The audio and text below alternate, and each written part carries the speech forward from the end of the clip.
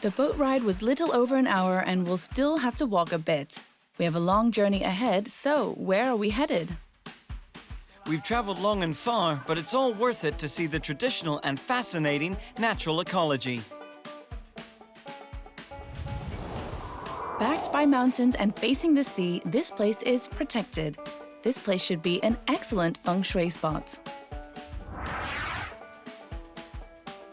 It seems you know quite a bit. Yet, why do some of the places seem to be falling into disrepair? These marks tell the tales behind Lai Chi Wo.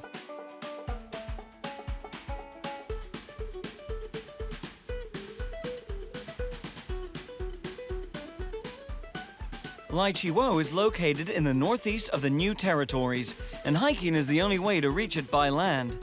Usually visitors need to get there by boat. In Sam Mun Sai, Ma Liu Shui and Sha Tao Kok, there are regular boats passing by. The boat ride takes around an hour and a half.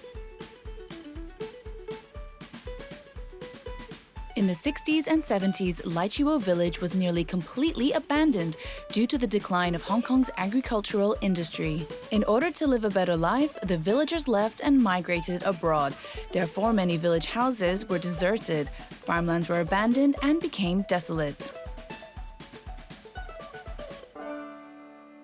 In 2013, a group of original residents, university teams, and non-governmental organizations and enterprises launched the Sustainable Lai Chi Wo program, which involved conducting farmland restoration and community revitalization, aiming to bring Lai Chi Wo back to life again. Although the number of residents in Lai Chi Wo has increased over the years, since the implementation of the Sustainable Lai Chi Wo program, the indigenous villagers are finally returning home. For example, let's meet... Hello. Hello, Hi. Sister Ying. Hello. Did there used to be a lot of people living in Lai Chi Wo? Oh, yeah, there were. There was about 500 to 600 people living here. Oh, and how about now? Around about how Right many now, people have come back here? If you include indigenous residents and new settlers, I guess around 40 to 50 people. Sister Gui Ying was born in the village, but she migrated overseas when she was a teenager and only comes back every few years. Sister Ying, could you tell me a bit about what it was like living in the village? I mean, in the past? Well, first thing in the morning, after waking up, we'd go to get water. Right. After that, we'd have what you call breakfast. We'd have rice. We'd eat rice. Eat After the rice. meal around 9, we'd mow the grass and plow the field. That was what the women did. Right. The men would stay at home. Doing what? They would take care of the kids and clean. Huh? The roles are Yes, reversed? it's Way around. reversed. The men Yeah, stayed at home. Yeah, It's- Hakka men don't farm. That's how Hakka people are. Hakka people believe in feng shui, so the location and orientation of the village is important. Lai Chi Wo has hills and forests to the back and sea to the front. Not only does its location protect the village from landslides and hill fires, it also regulates the microclimate. The mangrove at the front protects the village from sea swells and storms. The feng shui wall at the front entrance is meant to retain wealth and keep out evil spirits. This is my house. Excuse us. Welcome. Well, let's go in and have a look. Excuse us. Oh, it's quite big in here. It's spacious. Spacious. Real comfortable. Oh, look at that. What are all those round things there? Organic winter melons, they can be used as soup ingredients after you dry them. Drying them preserves them longer. You can also sell them. Oh. And this is the kitchen. Right. We used to burn firewood right here. We used to cook food, boil water, and make all kinds of dishes in one big wok here. Right. And that thing there is the water tank. The women would wake up at 4 or 5 in the morning to fetch water.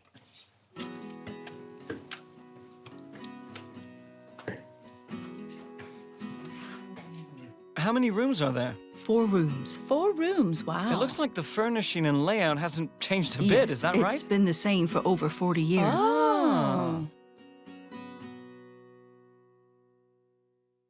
Sister Ying, do you really come back every year? Yes, I used to come here and stay for like a month. Right. Now that I am retired, I can stay longer. Right. Are you used to this place even Oh, after yes. being away for so Of long? course, I am used to it here. The air is fresh here, and it is my home after all. Oh, I sure. guess I'm attached to it here. Yeah, of that makes course. sense. To delve deeper into Lai Chi Wo's recent changes, let's meet the big sister of Lai Chi Wo. As we walk through the village, I noticed that all the alleyways and streets are well organized. This layout is known as 3 rows and 9 columns, which means 9 horizontal and 3 vertical alleys, which is also the feng shui layout of Lychee Wo. This is the big sister? This is Guo Guo, named after a rice cake. This is the sister, Kuan Ying, we were looking for. Oh, here it is. This is it? It is the place. Great. Hello, Sister Hello. Kuan Ying. Hello. Hello, everyone. So we've been wondering, why is Lychee Wo called Lychee Wo? It's special, right? Yeah? There aren't any lychees here. I don't know. Well, actually, there are 2 lychee trees. Well, I'd also like to ask you this. Since the launch of the Sustainable Lychee Wo program, are there any differences from before? A lot has changed. In the 1980s, there were cows and some dogs, but there were no people. Okay. This past decade, things have gotten better because the government rolled out water bus. So now the villagers and the newcomers, they all enjoy coming here and farming or just visiting. Now we are relying on the outside, relying on those companies from the outside, the Countryside Foundation. Finally, more people are coming here. After the launch of the Sustainable Lychee Wo program, some of those dilapidated houses have been renovated and transformed into bed and breakfasts for tourists. Some villagers return to run small restaurants. They use crops grown in Lychee Wo to cook authentic Hakka dishes. There is still more room for community economic development.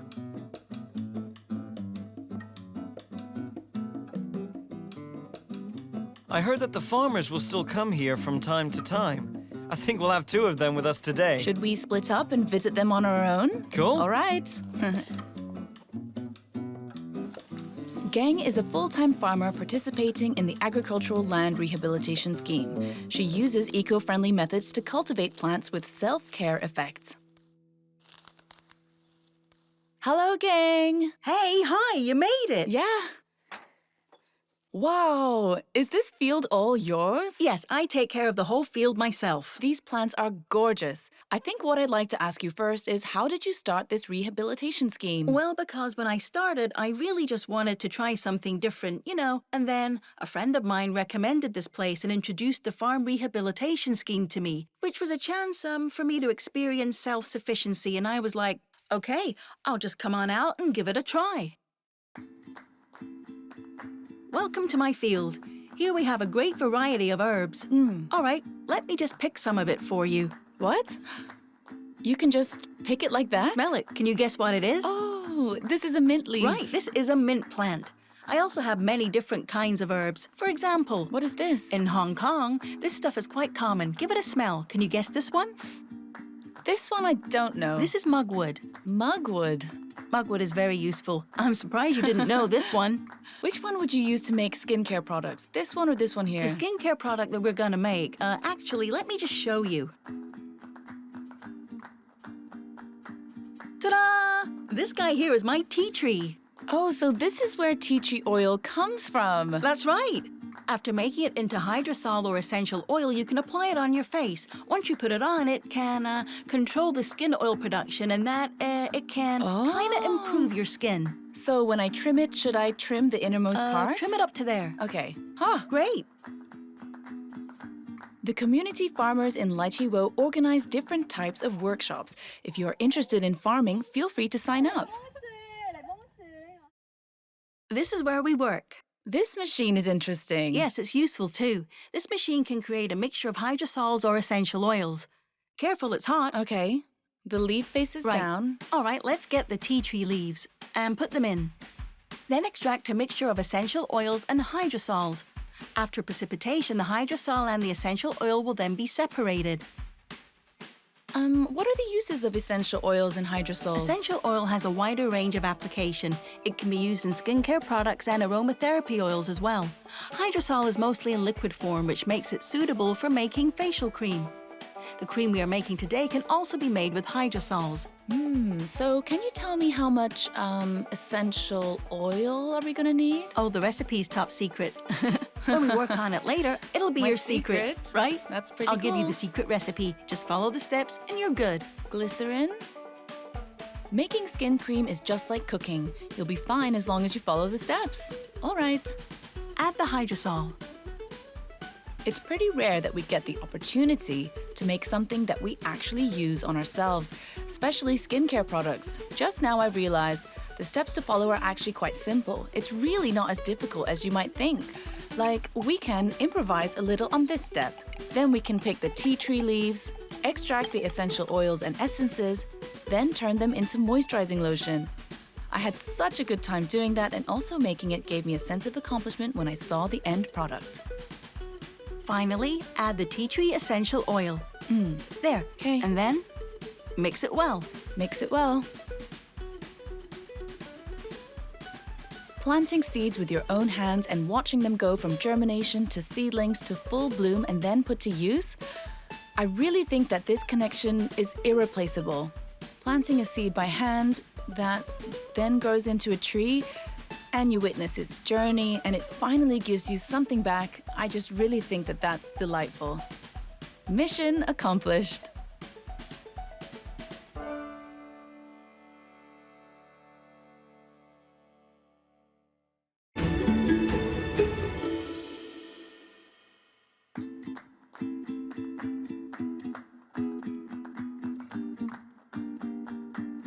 KK is another farmer we'll be visiting. He has a full-time job in the city, so he only comes back to care for the farmland on holidays. Hello, KK. Hi there. Hey, hi. Oh, what is this that you're chopping? This is a banana tree. Oh, Yeah. If you take a look, you can see this tree looks bad. That's because it's on the verge of withering. right. So it's a good time to let the tree have a break. And the ground as well. The field has to be rehabilitated before growing It other needs crops. to be refreshed. Yeah. Would you like a hand? I'll give it a try. Why is there so much liquid coming out of the tree? Whoa! Whoa! That's exhausting. This area is also part of the Farmland Rehabilitation Scheme. So, can you tell me a little about land conservation? The land will recover by itself as long as you don't do more harm to it. We won't use pesticides or herbicides, anything like that. That's why the farmland will become fertile again, and the fruits will be sweet as they mature naturally.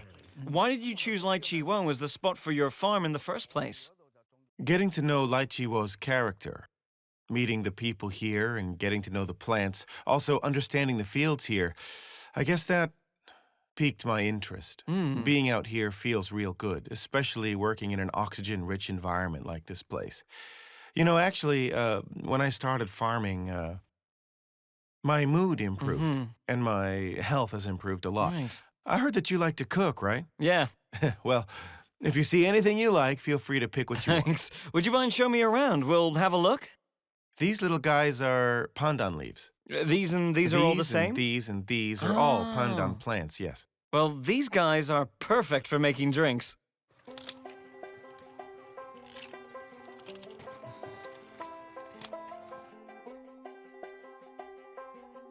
To enhance the sweetness of the pandan leaves, I've added coconut water, honey, and soda. This will be a special drink.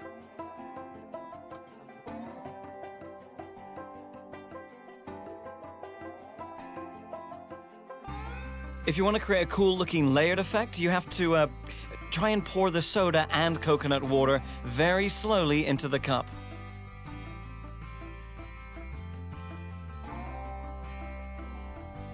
Voila! A freshly made pandan leaf coconut water soda that we can give Sin to taste. This pandan leaf special drink is made from the plants grown from the land right under my feet. It's an improvisation I put together with the ingredients we had available. So, whenever I have a pandan leaf drink again, I'll always think of my visit to Laichiwo today and the drink that I invented here today. Hey, Jerry. Hey, Sin! Whoa, what have you got there? I made up a drink I call Lychee Woe's Green-Fingered Wizard. Whoa, great. I'd say it's really refreshing. I have a gift for you as What well. have you got? I call this Lychee Woe's Watery Moisturizing Cream. I made let's it. exchange presents. Check it out. Let's see how watery it is. Very Must be. moisturizing. Let me just put some on the back of my hand. Instantly smoother, It's so right? quick. Wow. My skin, it's already well moisturized. What did you put in this drink? Well, you try it first. Oh, it's pretty good. Yeah, it's not bad, It's right? really sweet. Yeah, it's sweet. Okay. Almost as sweet as me, Wait, right? what? Hey, Sin. Yeah? So just now we met a few of the original villagers who've returned to Lychee Woe. However, as far as I know, there are other things returning to Lychee Woe as well. Huh? Is this the place? Yes, it's right here. What's so special about it, Jerry? There. It's got no legs. Hey, I don't see anything. See the shadows? You looking for my curved back ricefish babies? Hello. Hi, Ken. Can you tell me these curved back ricefish babies are what exactly? And do they have any kind of special needs to support their life? A very good question, and because I'm in charge of the Lychee Woe curved back ricefish restoration program, I can answer it. Actually, curved back like to float on top of the water, so they are easy to see. They do that because on sunny days like today, they will feast on algae, but if it's a cloudy day, they'll all go ahead and hide under the water. This is because they may not be able to detect the presence of threats. So we've come here today and have already met the curved back ricefish babies. Is there any research project or something we can take part in? Sure, I'm just conducting a curved back ricefish survey. Why don't we do it together? Great. What do we need to do? We need to count them. I found some mini curved back ricefish. Great. They're only as big as a fingernail. Right now, the breeding season. Okay. These guys are probably just born, so less than a month old. They'll be pretty small. We'll count them too. I can see that they are really eating the algae and the tiny microorganisms in the water. Yeah. They really are tiny. So what are the major predators of curved back ricefish? Actually, they're in the middle of the food chain, as they mainly feed on plant materials and occasionally consume mosquitoes and other insects. They can be regarded as beneficial fish. Some of their natural predators include various birds and also shrimp. So these small fish play a significant role in the ecosystem because they're the species that connects the bottom layer and the top layer. Right. So they facilitate the flow of energy. They do that well. How many have you counted? 30-something? Over 30. That's good. Jerry? Around 25? 25. Together with mine, that makes 60 to 70. Mm. Well, today, that is about right because there's more plants around here in the summer. Counting by hand becomes less effective. Actually, counting them with just our eyes is kind of hard. It's not Yeah. reliable, but the value of this is measured in the long-term monitoring of them. We perform a new head count every 3 months, always at the same place and using the same method. Apart from conducting a head count, is there anything else we can do? We have another mission, which is to observe the fish. We'll need to check their health condition, and we want to see how well they're reproducing as well. Next, we can use this and try to catch some fish, but please remember that this is solely for research purposes. It's so important that people don't try this themselves. Right. Let's get started. This should be fun. Whoa! You got fast hands. Just now, we caught a few curved back ricefish. They Yeah. are relatively small in size. Can you see on the upper part of their eyes they have a bit of blue? Yeah. Yeah, it's kind of Yeah, bluish, that's right, greenish. bluish. That there is one of their distinctive features. So it seems these guys, just by looking at them, they seem quite healthy. Maybe that's because it's the wet season with little competition. They have enough food. They haven't been fighting, so they're in pretty good shape. Also, we've seen some juvenile fish, which means that breeding activities have taken place here. In other words, the resources here and the environment here is optimal for them. Almost 2,000 curved-back ricefish now inhabit Lychee Woe. Most of them are pretty healthy.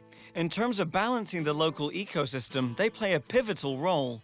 In fact, curved-back ricefish nearly vanished from Laichiwo. As agricultural activity dwindled in the 60s and 70s, the habitats for curved-back ricefish were massively reduced. Luckily, with the launch of the sustainable Laichiwo program, Ken has worked on the curved-back ricefish restoration project since 2016, and after all these years' effort, his hard work has finally paid off.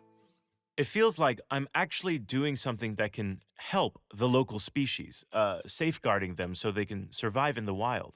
At first, when I started, I was worried sick, especially for those tiny fish. You just don't know if they can survive in a place like this. Will they be okay?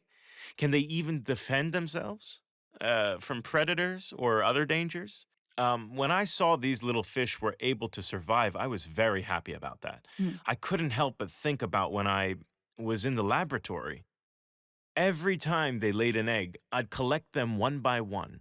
I'd put them somewhere safe and wait for them to hatch. I'd watch them grow up. So far, I'm happy to say that they're integrating well into the wild. It is really encouraging to see that.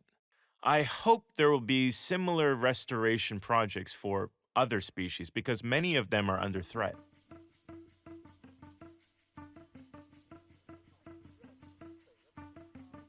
At first, I didn't really understand what ecologists like Ken were all about, what drives them to do what they do. But after spending an afternoon with him, he called the fish his babies, as if they're his children that he cares a great deal about. And you can really feel the passion he has for his work. He really loves nature. I live in Hong Kong. We have this natural oasis. We have these tiny little creatures. We don't normally notice these things. If you just opened your eyes, you'd be able to see them all around. I think that city folks are busy with work. They've only got time to think of themselves, but the essence of the work that ecologists do, they busy themselves with protecting nature.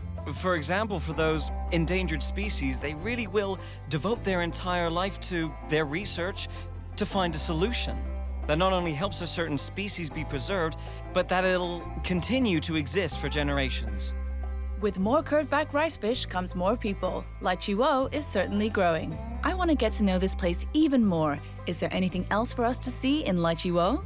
This Hakka village is over 300 years old, and surrounding the village, there are a few century-old trees. You can't see this in the city.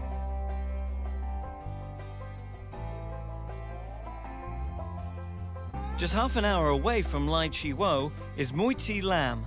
It's also a revitalized village that became an eco-cultural tourist attraction.